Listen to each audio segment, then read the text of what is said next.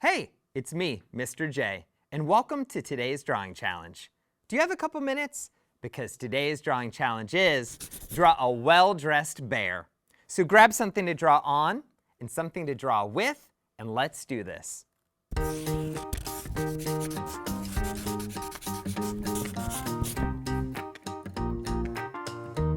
Okay, so a bear. Let's think about what simple shapes we can use to draw a bear. I'm going to start with kind of like an egg shape, right here in the middle for its body. Yeah. Now, a bear is going to have these rounded ears on the top of its head. And how about some arms and legs? I'm going to make those kind of like rectangles. Right there, and some arms. That's a pretty cute round bear so far. Now, how about the nose? I always like to draw my bear noses like that, with a little nose inside. Notice the simple shapes I'm using, right? And some eyeballs. All right, well, it's a pretty cute bear, but it doesn't look very well dressed to me.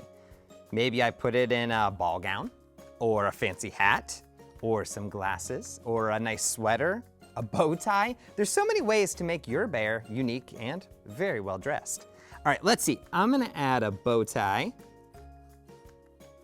Oh yes, that's a very fancy bear. And maybe a shirt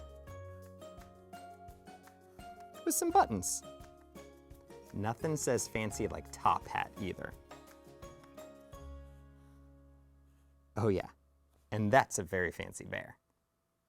So let's check in. Just look at this bear's face. Our faces can give other people information about how we're feeling. Our mouth might be turned up in a smile, and people know we're happy. Or our eyebrows can be off to the side, showing we are concerned.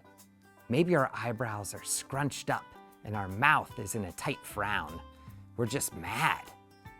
By looking at someone's face, we can learn how they may be feeling and how we should respond to them.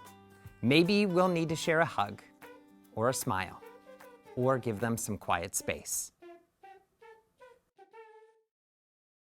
When we notice someone's face is expressing an emotion, it's important to check in with them, to ask questions.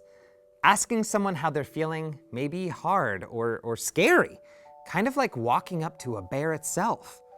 But if we care about someone, it's important to stop and ask, how are you feeling? One time, I was working with a friend on a project. Even though I was focused on what I was doing, I could tell by looking at his face that something was wrong. His eyebrows were scrunched up, and his mouth was definitely not a smile. And this made me feel less than happy too. I wondered, what was he feeling? Was something wrong? Instead of saying, "Are you mad?" we should let the other person tell us exactly how they're feeling and be open to listening to them.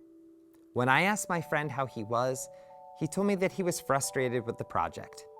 It was important that we talk together so that I could understand what was so frustrating and how we could move forward with our work.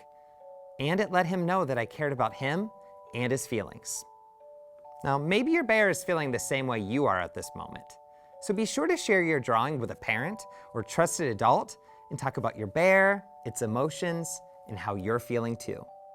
Why not take a moment to ask someone else, how are you feeling? And maybe it's your turn to listen. Here's my bear. Oh, wait.